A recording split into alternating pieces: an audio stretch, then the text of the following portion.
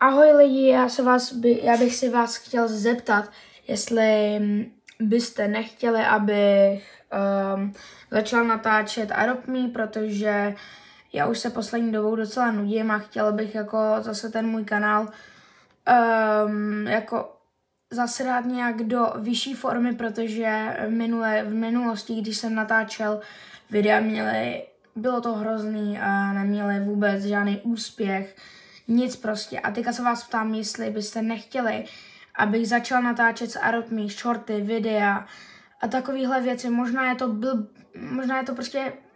jsem blbec, ale prostě já jsem se inspiroval tou Monecele, jo. Já nevím, proč se mi tohle vůbec chce říkat. Já se cítím hrozně trapně, ale já se vás chci na to jenom zeptat a jenom kdybyste řekli ano, kdyby bylo víc hlasů na ano, tak samozřejmě tady žádná anketa na hlasy nebude, ale do komentářů vy můžete napsat, jestli ano nebo ne, a jestli ne, tak já to budu respektovat, jestli ano, tak to budu začít natáčet a určitě se bude dělat nějaká soutěž a Nebula Snake, se už teda nemáte, a Right, jo? Right, Nebula Snake. Napište to prosím do komentářů, protože já už se poslední dobu fakt nudím a chci se vás na to prostě zeptat.